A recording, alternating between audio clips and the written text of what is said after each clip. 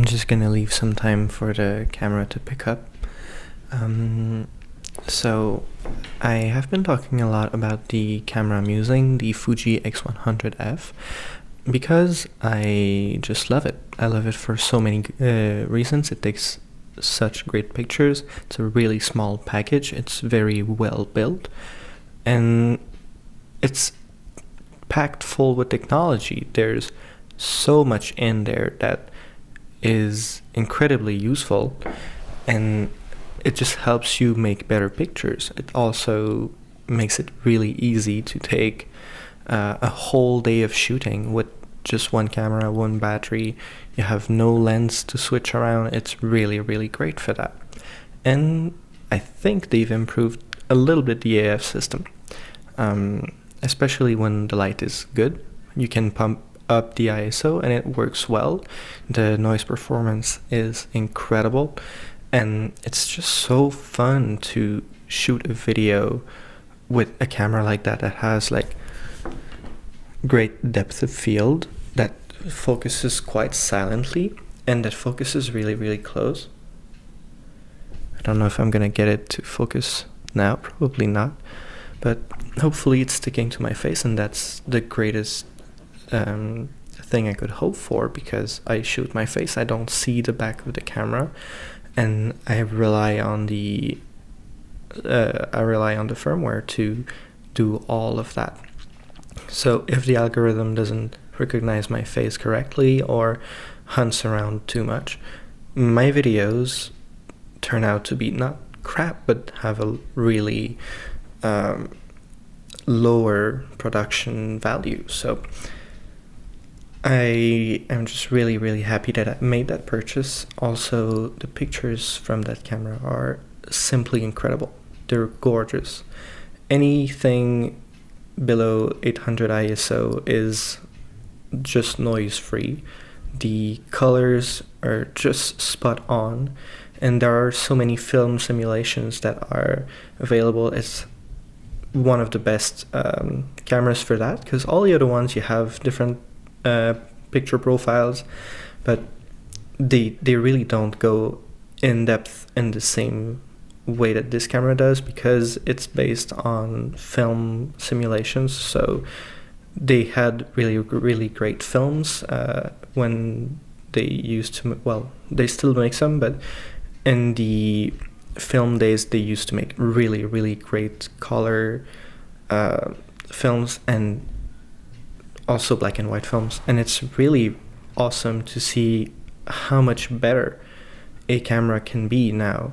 Also, the base ISO is 200, so I have a little more light while being confident that I'm gonna take a really nice shot.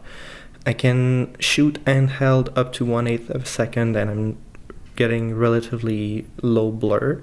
While walking at 130, it's still acceptable. So this camera is perfect for street shooting, anything quick, anything quiet, and it's really cool for that.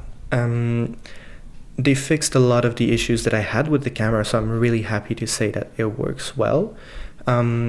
It's only that sometimes there are some inconsistencies, like in very poor light, especially when the tones are blue, the color noise is like inexistent. There's literally none. As soon as it's a little bit more yellow, then you have some green and red color noise showing up, maybe some grid artifact, so you have the square pattern of the grid that makes up the image that kind of shows up. But it's really, really rare, and it's not that difficult to correct in post. Also, it's quite easy to avoid because the EVF is so clear and the LCD is so very big and readable. And if you take RAW plus JPEG, you can zoom on the JPEG like at a 1:1 ratio instead of a 1:4 maybe for the raw image. And the last thing I want to talk about with this camera is that in Lightroom you can select the camera profile that you want to apply to the picture. So you can shoot everything in RAW, not having to bother with shooting RAW plus JPEG. And there's a plugin that reads the RAF file from this camera in Lightroom that tells you what film simulation it is and applies it itself. What I find more practical and less expensive, because I didn't have to pay for the plugin, is to simply scroll through all of my pictures as soon as the import is done, during the time that the raw conversion to DNG is going on. So as that's working in the background, all the previews aren't altered yet. So it's really easy to just guess, oh, okay, when I use black and white portrait, I shoot with the Acros plus green filter mode. When I shoot usually people in color, it's going to be the classic chrome color setting. When I shoot landscapes, I tend to go for the Provia setting, not so much the Velvia. I'm not that saturation guy. I'm more the effect, blurriness, and interesting angles guy. So I'm not into the whole punchy Instagram worthy pictures. I'm more into a somewhat more artistic, I think, vision, but that's just my own description of my own work.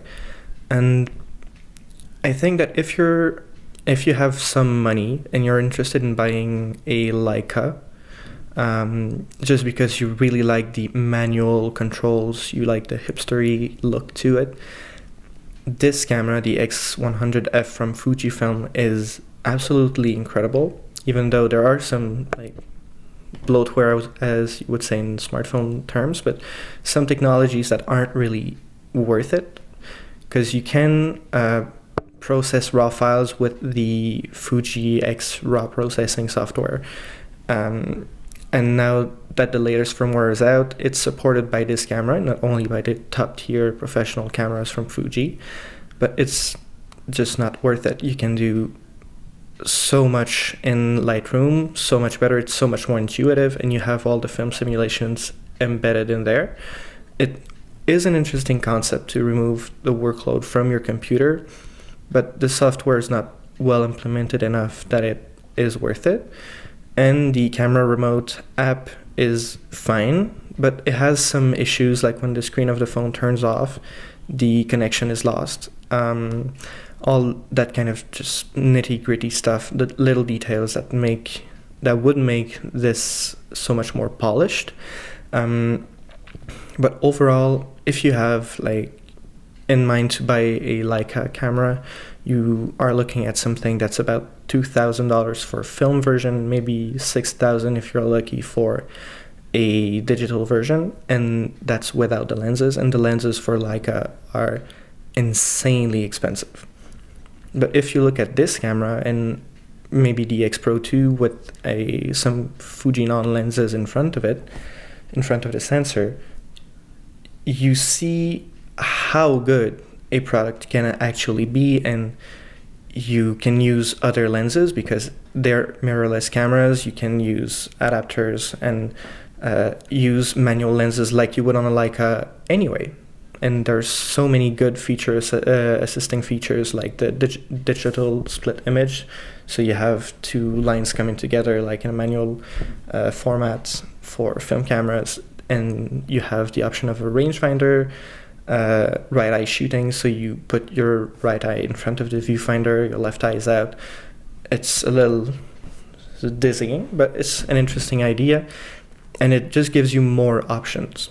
Maybe the only reason I'd go with the X Pro 2 is because I have some really, really good Nikon glass, and I'd like to use it.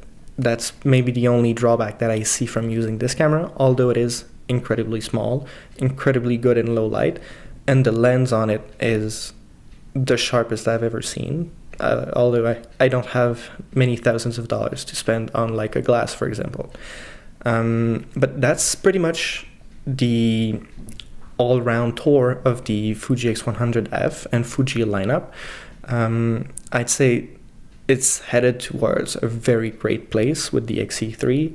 The XE3 is probably hitting a sweet spot for so many people who want to travel light, and that's really, really cool, really, really great. And I hope that they keep up this kind of work, because I'm all for that, and just improve the video quality, maybe add the f-log profile to all your cameras and have more lenses with silent focusing, a little bit better of an algorithm for the facial recognition. And I think this camera is a tank, and it's worth every single dollar I put on it. And I can see myself using it again and still using it in a couple of years. I see people using the X100S and T, and it's really impressive that old, by technology terms, maybe 2, 3, 4 years old cameras are still being used professionally so, and they produce great results. So that's it for my review of the Fuji X100F after a year of having it. And I really hope it helps you make an advised consumer decision. That's more of a consumer advice video. So I really hope that you do photography that you enjoy with a camera that you like.